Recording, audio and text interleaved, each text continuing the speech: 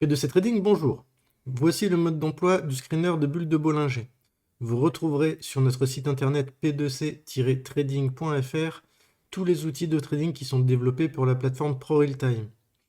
Tous nos outils ont de nombreux paramètres ajustables sans avoir à toucher au code, le but étant de permettre à chacun d'avoir un outil adapté à ses propres critères. Tous les outils sont fournis avec un mode d'emploi au format PDF en anglais et en français, et on va pouvoir maintenant voir le mode d'emploi au format vidéo. On va pouvoir lancer le screener. On a donc deux screeners, le screener de bulles de Bollinger et le screener de bulles de Bollinger qui travaillent sur plusieurs unités de temps en simultané. On va détailler pour celle-ci et on verra les différences pour l'autre ensuite. On vient donc lancer le screener et on a 4 titres qui sortent là aujourd'hui. Et si je viens cliquer par exemple sur accord, on peut voir que ici on a une bulle de Bollinger, c'est-à-dire qu'on a une bougie qui n'a aucun contact avec la bande de Bollinger. Là on est au-dessus des bulles de Bollinger, des bandes de Bollinger, pardon. XFAB, on est aussi au-dessus de la bande de Bollinger. Et à l'opposé, Arcure, on est en dessous. Et Wavestone, on est aussi en dessous. Et on peut les différencier ici, puisque 2, on est en dessous, et 1, on est au-dessus. On va avoir la possibilité de réaliser le screener dans l'unité de temps que l'on souhaite. Ici, ça peut être en hebdomadaire, en 4 heures.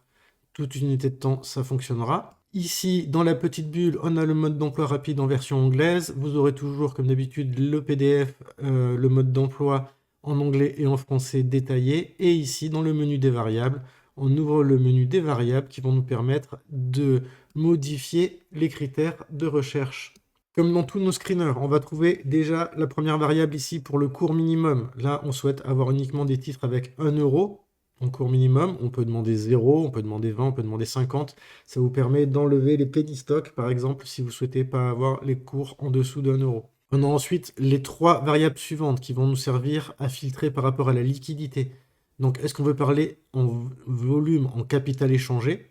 On coche. Si je décoche, je parle du volume en nombre de transactions. On va ensuite ici pouvoir sélectionner la période du volume moyen. Donc c'est sélectionné sur 10. Vous pouvez sélectionner la valeur que vous voulez. L'intérêt de parler d'un volume moyen, c'est que si par exemple on cherche un 1 million d'euros de liquidité moyenne, c'est-à-dire que tous les jours on a au moins 1 million d'euros de liquidité échangée, et qu'on a un titre qui a très peu de liquidité et un gros pic de volume, eh bien, pour éviter que ce titre-là sorte dans les résultats, on utilise la moyenne qui va permettre de lisser les pics. Si vous ne voulez pas lisser, vous pouvez mettre 1, et à ce moment-là, vous aurez le volume du jour. Le volume minimum, qui ici est réglé sur 200 000, je peux évidemment le régler sur la valeur que je veux, 100 000, 200 000, 300 000, 500 000, peu importe. Et donc là, on demande à avoir un volume minimum de 200 000 euros, on parle en euros, sur la moyenne à 10 jours. Si je veux parler en nombre de transactions, ben là je demande 200 000 transactions minimum sur la moyenne à 10 jours du volume. Les variables qui suivent vont être les variables qui vont définir les critères de recherche du screener. Donc déjà, on a ici les deux premières qui sont cochées, Upper Bollinger Bubble, Lower Bollinger Bubble. Ça va nous permettre de sélectionner ce que l'on veut rechercher. Si je veux uniquement des bulles de Bollinger au-dessus de la bande de Bollinger, je coche ici. Et à ce moment-là, je décoche là. Et quand je vais relancer mon screener, on s'aperçoit qu'on n'en a plus que 2 qui sortent. Et on a Accord et XFAB, puisque les deux ont une bulle de Bollinger au-dessus. Et si je viens faire l'inverse, eh bien on a uniquement les titres avec une bulle de Bollinger inférieure qui apparaît. J'ai donc réactivé les deux, bulle supérieure et bulle inférieure, et je relance le screener. On a bien nos 4 titres qui sortent, comme tout à l'heure. Et on va voir ici qu'on a un filtrage, Moving Average Filtering. Donc là, il est désactivé. Si je viens cliquer, je l'active. Ce filtrage, en fait, il va se faire par rapport aux informations qui sont là. Déjà, là, on va filtrer par rapport à une moyenne mobile de type simple, exponentielle, pondérée, etc. Donc là, on choisit le type de la moyenne mobile. Et là, on va pouvoir choisir la période de la moyenne mobile. Donc là, par exemple, je décide de filtrer par rapport à une moyenne mobile simple à 200 périodes. Je vais venir l'afficher ici. Donc là, en rouge, on a la moyenne mobile à 200 périodes. Quand on va activer le filtrage, ici, on va demander à ce que les bulles de Bollinger inférieures se trouvent au-dessus de la moyenne mobile et que pour les bulles de Bollinger supérieures, on ait la moyenne mobile qui soit au-dessus des cours. Donc XFAB sortira. Là, j'ai activé le filtrage, je vais lancer le screener Et on s'aperçoit qu'on a Xfab qui sort puisqu'il respecte le filtrage, alors que les autres ne sortent plus. Par exemple, Wavestone est en dessous, mais est sous la moyenne mobile, donc il ne sort plus. Je vais désactiver ce filtrage et on va passer au filtrage suivant. Là, c'est un filtrage par rapport au RSI. Et là, il est désactivé. Hop, je viens l'activer. On va pouvoir choisir la période du RSI. Donc là, c'est un RSI 14. Et ensuite, la limite haute et la limite basse, réglée ici à 70 et 30. En fait, on va demander à ce que les bulles inférieures soient avec un RSI sous le seuil minimum et que les bulles supérieures soient avec un RSI au-dessus du seuil minimum. Donc là, je vais faire tourner le screener. Là, j'ai fait apparaître le RSI pour qu'on puisse le voir. On n'a plus que Wavestone qui sort, elle est sous la Bollinger et on a un RSI qui est en dessous du seuil des 30 puisqu'on a 28,87. Donc ça respecte les conditions que l'on a demandées. À l'opposé, si on prend accord, on est au-dessus de la bande de Bollinger, mais on est en dessous des 70. Si je venais de mettre un seuil haut à 60, on peut voir que accord sort, puisqu'on est au-dessus des 60 ici. Et donc ça correspond au filtrage que l'on a demandé.